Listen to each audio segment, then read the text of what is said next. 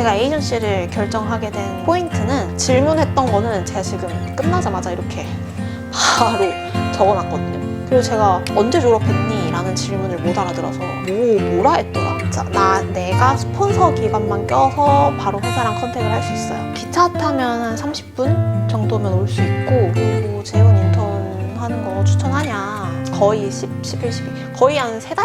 3달 정도 걸린 것 같아요. 연말을 보내기 위해서 놀러 바로 들어왔고, 하나는 좀 저렴했는데 제 기준 엄청 만족스럽지는 않았어요. 이쪽이 맨하탄이고 오른쪽이 저희 회사거든요. 저는 아무래도 잡이 더 끌리더라고요. 이제 회사에 다니니까 회사에서 이제 월급을 주면 이제 그걸로 또 빌어먹고 살아야 되는 거죠. 안녕하세요, 여러분. 저 진짜 오랜만에 이렇게 카메라를 켰는데요.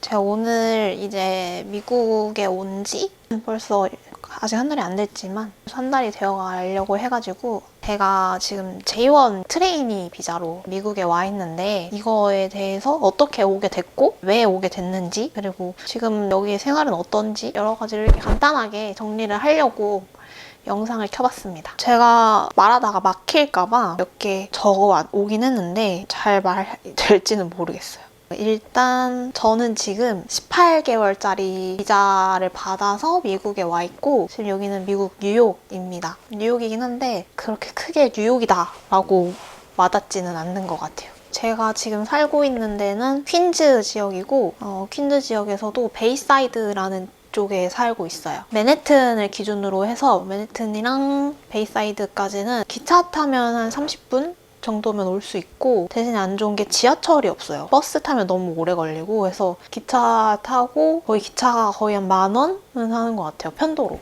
근데 맨해튼은 아시다시피 제가 뉴욕에서 한 2주 정도 놀다 왔다 보니까 주말에 별로 갈 생각이 안 들더라고요. 그래서 아직 친구랑 뉴욕 여행하고 다시 맨하탄 간 적은 아직 없고, 지금 주말 동안에는 계속 집에만 있거나 아니면 운동 갔다 오고 그러고 있습니다. 오늘도 일단 아침에는 운동을 갔다가 왔고요. 제가 가는 회사가 저희 집을 기준으로 왼쪽이 맨하탄이고 오른쪽이 저희 회사거든요. 제가 집이 가운데라고 보시면 되는데 여기 회사까지는 기차 타고 또 한 10분이면 바로 가요. 대신에 저는 집에서 역에 가까운데 회사에서 역이 좀 멀어가지고 거기는 카풀을 하고 있고요. 여기까지 왔다 갔다 하는데도 기본이 $6라서 한 8,000원? 정도 하는 것 같아요. 그거를 타고 다니고 있습니다.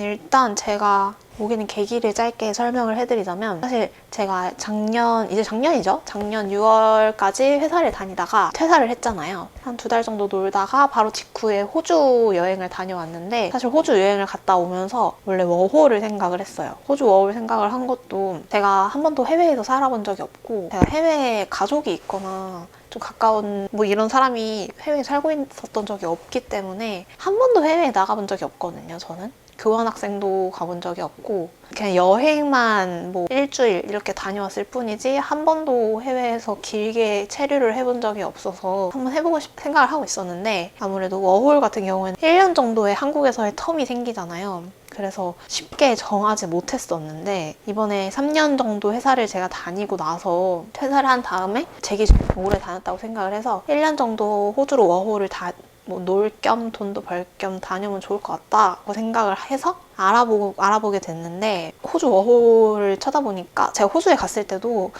하이어링 정말 많이 하고 있었거든요. 일자리는 많겠다 싶었는데 생각을 해보니까 가게에서 서빙하고 음식 만들고 이런 류의 잡이나 아니면 진짜 공장이나 농장 같은 데 가서 몸 쓰는 일 같은 것만 해야 되는 그런 거여가지고 저는 사실 그런 걸 하고 싶진 않았어서 저는 오피스 잡을 하고 싶었거든요. 오피스 잡을 하고 싶어서 호주에서 워홀 비자로 오피스 잡을 할 수 있는 거를 찾아보니까 많지 않더라고요. 정말 많지 않았어요. 이렇게는 못 가고 호주 워홀에 페이퍼 잡으로는 못 가겠다 싶어서 그때 제가 찾아봤던 사이트가 월드잡 플러스였거든요. 저는 정말 0에서 시작을 했기 때문에 딱 이제 외국에서 취업을 해야겠다라고 생각을 했을 때 어디서 어떻게 찾아봐야 되는지조차 몰랐어요. 그래서 그냥 월드잡 플러스 먼저 가입을 해서 월드잡 플러스를 막 뒤졌죠. 이제 거기서 막 뒤지다 보니까 이제 호주 찾아보다가 점점 미국으로 좀 찾아보게 된 거죠. 그리고 제일 큰 벽이었던 게, 호주는 사실 워홀로 가기까지 돈이 많이 들지 않아요. 그냥 워홀 비자 발급받고 건강검진하고 바로 가면 가게 되는 거거든요. 잡은 보통 가서 구하니까 보통 가서 알바 면접 보는 것처럼 그렇게 보니까 가기 전까지 에이전시를 통해서 가는 것도 아니고 그러다 보니까 딱히 돈이 많이 드는 게 없는데 페이퍼 잡으로 호주 페이퍼 잡으로 가려고 하다 보니까 보통 에이전시를 껴서 가고 그 에이전시에 내는 비용이 너무 큰 거예요. 그래서 그 비용을 생각을 하면서 이 비용이면 미국을 가겠다라고 생각을 하다 보니까 이럴 거면 미국을 가지 하고 미국을 좀 찾게 됐고 그러다가 미국을 찾다 보니까 월드잡 플러스라는 데에서 미국에 이력서를 막 넣었어요. 근데 이력서를 막 넣었는데 이제 거기에서 다 연락이 오잖아요. 보니까 미국에 그런 월드잡에 올라가 있는 데는 보통 에이전시들이 잡을 올려주는 거더라고요. 여기 미국에 있는 회사랑 연계를 해서 그 에이전시들이 한국의 월드잡 플러스의 사이트에 넣어주는 거예요. 잡 리스트를. 그리고 저희는 이제 그 월드잡 사이트를 보고 지원을 하면 그 에이전시를 가운데 두고 회사랑 선택을 하게 되는 거죠. 보통 이렇게 되더라고요. 그렇게 월드잡을 통해서 에이전시들이랑 연락을 하다가 제가 에이전시를 결정하게 된 포인트는 사실 비용이었습니다. 에이전시들이 가운데서 먹어가는 비용이 꽤 많아요. 꽤 많고 사실 에이전시를 끼지 않고 바로 갈 수도 있어요. 지금 제가 간 루틴을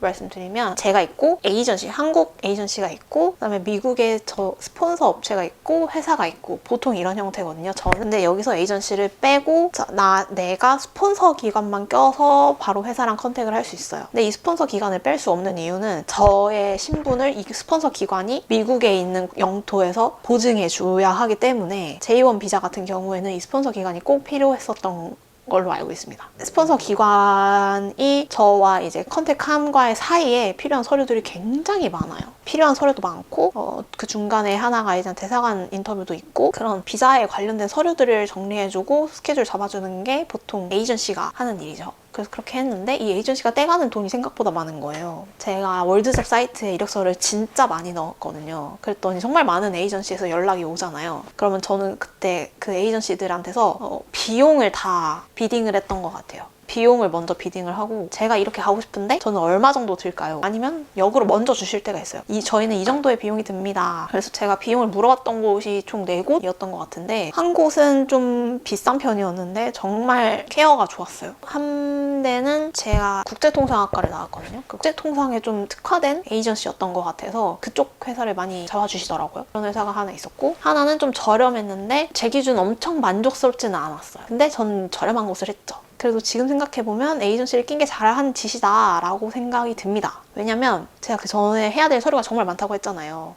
일단 딱 시작을 하면 제일 먼저 하는 게 회사를 먼저 물어주죠. 인터뷰를 잡아주시는데 크게 마음에 들지 않았어요. 좀 먼저 어떤 포지션을 원하냐? 아니면 어떤 페이를 원하냐? 아니면 어떤 지역을 원하냐? 이 3가지가 보통 주요 포인트였거든요. 이 3가지를 먼저 잡아서 회사를 컨택하시는 게 좋아요. 왜냐면 저는 이 3개 중에 제일 크게 생각했던 게 지역이었어요. 저는 동부로 오고 싶다 였고 그 2번째는 동부에서 이런 잡을 하고 싶다. 그 다음이 페이였어요. 인턴 할 때 J1 보면은 캘리포니아 쪽도 정말 많거든요. 저는 LA 쪽은 원하지 않았기 때문에 제가 LA를 원하지 않았던 이유는 제가 그냥 몇 번 가봐서였습니다. 그냥 새로운 곳을 가고 싶었어요. 그리고 LA나 이 캘리포니아 쪽은 차가 없으면 정말 힘들기 때문에 저는 차를 살 돈이 없었어요. 그렇기 때문에 대중교통이 잘 돼 있는 곳을 가야겠다 싶어서 뉴욕을 선택을 하게 됐습니다. 그래서 뉴욕이랑 뉴저지 쪽으로만 물어봤고 제가 이 직전에 다녔던 회사가 기획 MD에 가깝게 일을 했기 때문에 저는 이쪽 업무를 좀 더 보고 싶었어요. 이제 그런 쪽을 쳐다보고 있었는데 크게 마음에 드는 잡들이 없는 거예요. 제가 이거 시작을 9월에 했는데 뭔가 초조한 거죠. 그래서 한 달이 지났고 10월이 됐는데 마음에 드는 회사는 없고 걱정이 되는 부분이 많아서 제가 좀 많이 뒤져봤던 것 같아요. 뉴욕, 뉴저지 쪽은 사이트별 한인이 좀 많이 하는 사이트들이 다 준비되어 있거든요. 뉴욕, 뉴저지는 헤이코리안이라는 사이트가 많이 활성화되어 있고 LA 쪽은 라디오 코리아라는 사이트가 활성화되어 있는 걸로 알고 있어요. 라디오 코리아는 제가 정확히 잘 모르지만 저는 헤이코리안 사이트를 좀 맨날 뒤졌거든요. 헤이코리안에도 구인구직이 많이 올라와요. 부동산도 그렇고 이제 에이전시가 점점 물어다주는 잡들이 제 눈에 보이잖아요. 근데 그게 헤이코리안 사이트에도 다 올라온 잡들인 거예요. 이게 여기가 이렇게 겹치는 것 같은 거예요. 헤이코리안을 보고 저 이 회사를 여기서 봤는데 지원하고 싶습니다 라고 에이전시에 얘기를 하면 그러면 회사랑 먼저 컨택을 해봐라. 자기들이 갖고 있는 에이전시가 아니니까 따로 컨택을 해주지는 않더라고요. 그래서 저는 그냥 바로 그 헤이코리안 사이트에 나와 있는 이메일에 그냥 제 이력서를 보내버렸어요. 근데 그렇게 하니까 몇 군데가 연락이 오는 거예요. 저한테 메일로. 그렇게 연락을 온 데들이 차라리 제가 이력서를 지원을 했던 곳이니까 에이전시에서 물어다 주는 곳보다 더 괜찮더라고요. 제 기준에서는. 헤이코리안에서 봤던 회사 2군데에 합격을 해서 한 군데는 포워딩 회사였고 한 군데는 화장품 회사였어요. R&D 팀. 이 2군데 중에 제가 비딩을 해서 골라갔던 케이스였습니다. 저는 이거를 말씀드리는데 정말 오래 걸렸네요. 근데 이 포워딩 회사가 살고 있는 이 집 동네랑 더 가깝고 페이도 좀 더 좋고 교통비 같은 것도 지원을 해주신다고 했었고 굉장히 저한테 호의적이셨어요.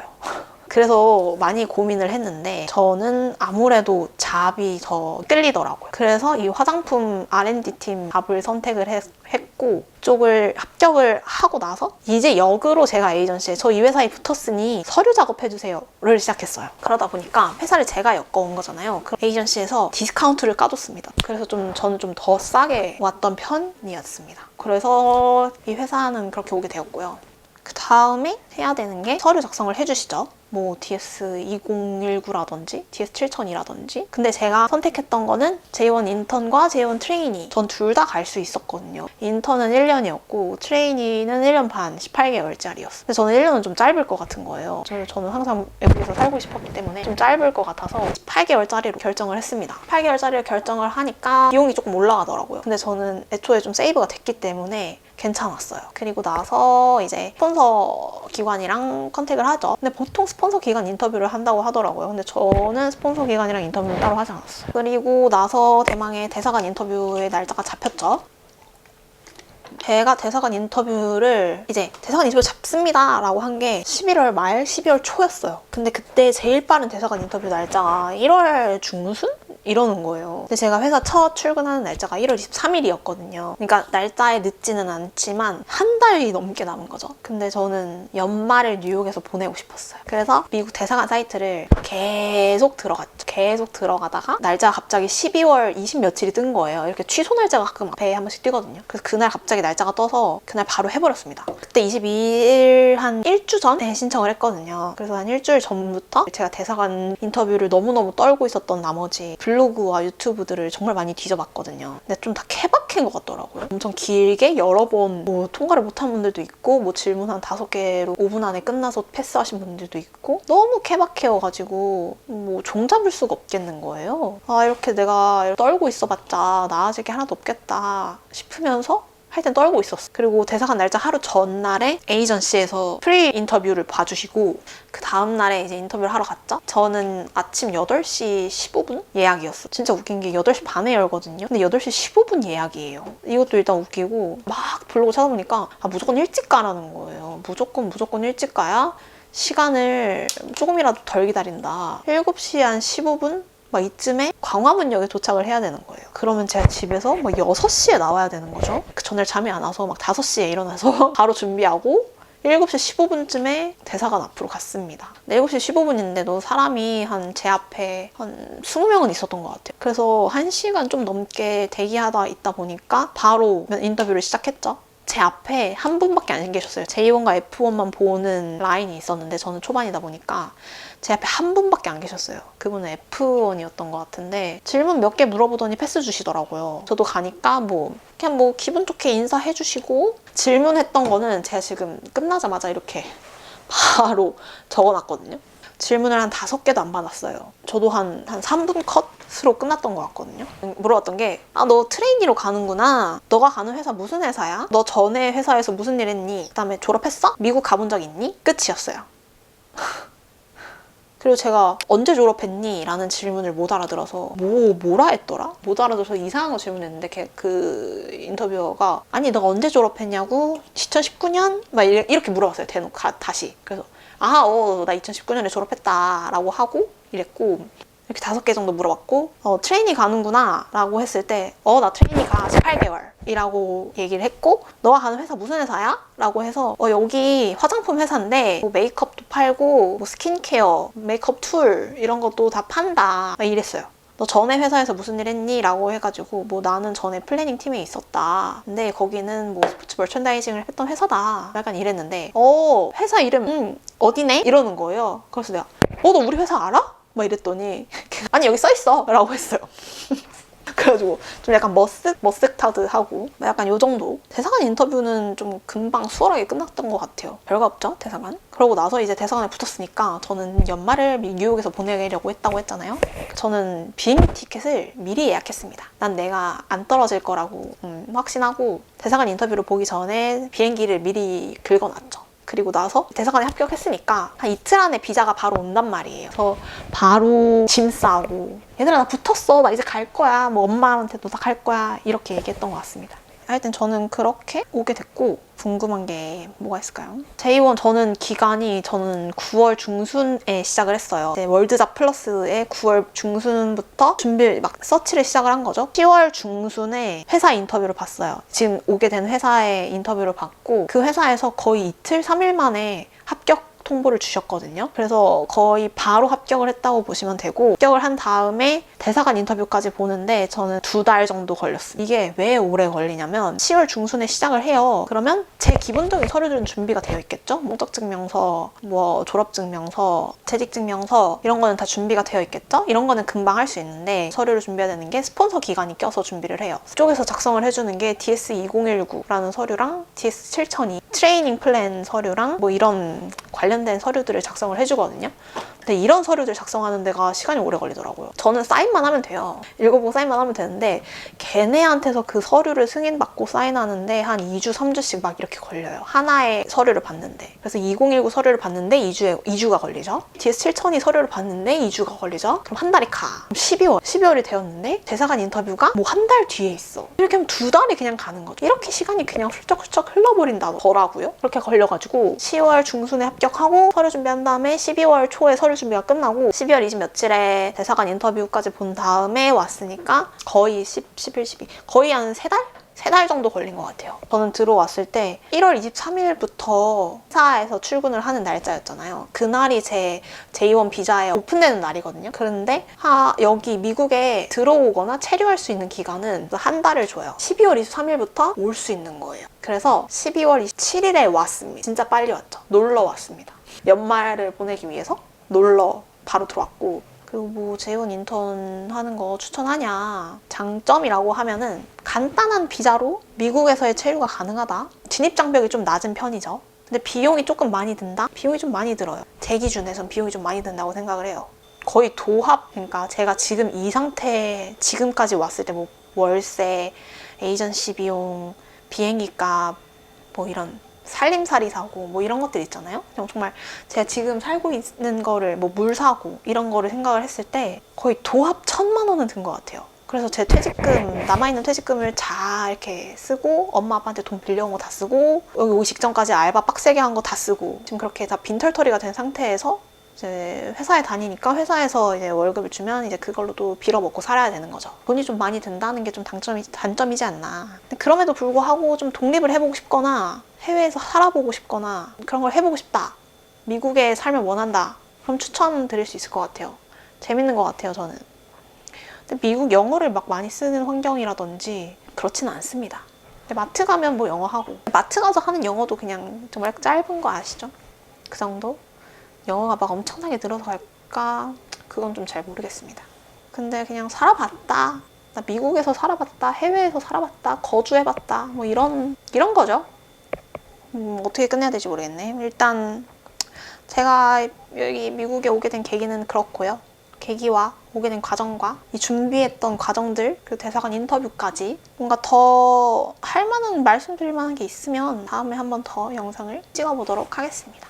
오늘은 이만, 여기까지만 말씀드리도록 하겠습니다. 안녕.